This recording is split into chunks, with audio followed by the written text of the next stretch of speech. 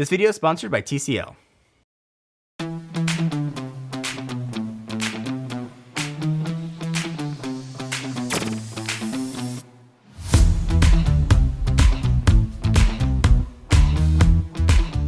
So most people know TCL from like these guys, the TVs. They're everywhere. You can't go into a Costco without seeing TCL TVs. They're great. They've been making phones for a while, usually under different names, Alcatel, BlackBerry, to name a few. But recently, they've been putting their own TCL stamp on their phones. And we took a look at the first, fruit, if you want to call it, of that with the TCL 10 series. They were really good phones. But they're back with, I think, the peak of the 10 series. It's a partnership with Verizon. It's called, appropriately, I guess, the TCL 10 5G UW. It combines the stuff that TCL is really good at, like displays, with sort of the processing power of Qualcomm. It's got the 765G chip inside, with 6 gigabytes of RAM for $400. If TCL is going to be good at anything in this phone, like it's got to be their displays. So it's an LCD display. It's FHD plus at 6.53 inches, 91% screen to body ratio with a hole punch camera. And it's a really good LCD display. I don't know how else to say it. Colors pop. Blacks, despite not being OLED, look really black. There's plenty of brightness. It is a very good display, not just a good display for a $400 phone. It's a good display for pretty much any phone that's out there. And you'd expect that again from TCL. So the build of the phone is also really nice. And I'm gonna stop short of calling it premium feeling, but it does not feel at all like a budget phone. I mean that as a huge compliment to the phone. There's a nice weight to it. Doesn't feel like cheap plastics were used. It makes me happy we kind of moved away from budget phones feeling really cheap to sort of $400-ish phones that now have a premium feel. And if you catch it in certain light, there's kind of a prism effect on the back. I like it. It feels really good. I'd still probably put in a case to protect it. But the phone looks and feels more expensive than it is.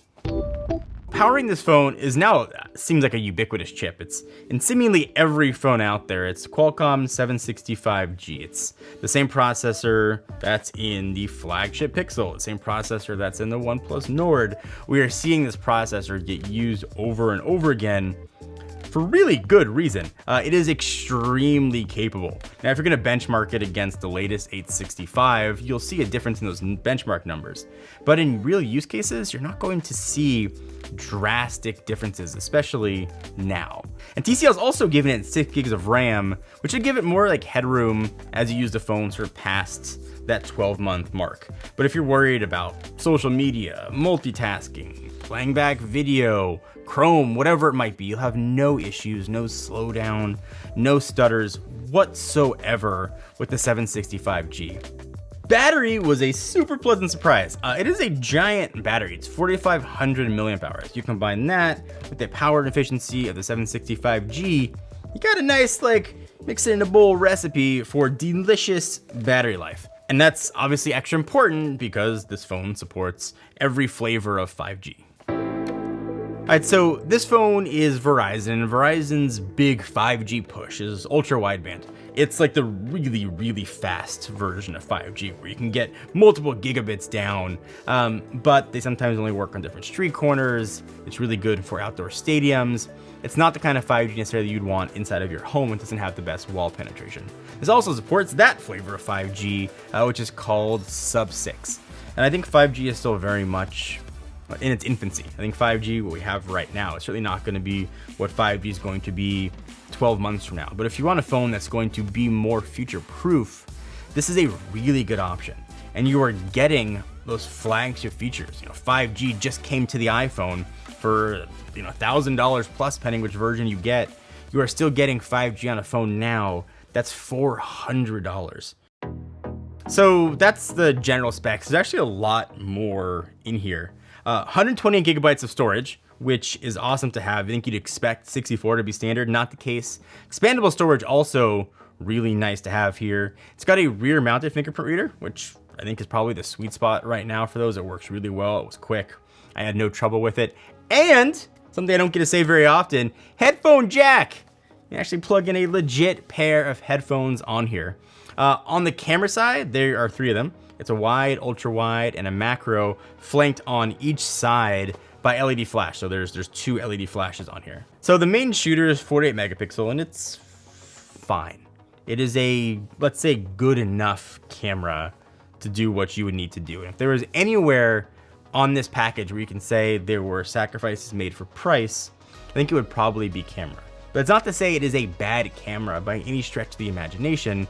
Just don't come in here expecting, let's say, pixel level photos. But if you're shooting in optimal light, indoor or outdoor, your pictures will look very good, and certainly very good for social media or like a Zoom call or something.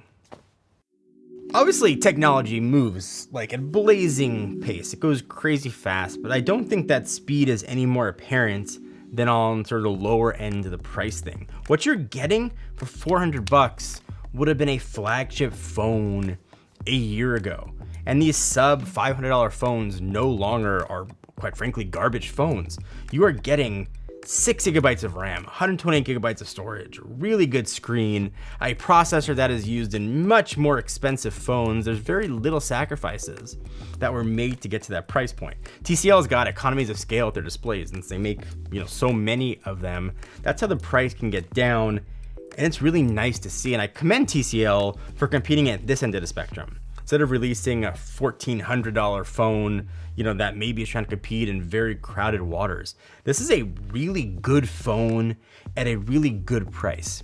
And if you want a phone that's going to work really well for you, get guaranteed software support, and you happen to be on Verizon, I think you owe it to yourself to look at the TCL 10 5G UW.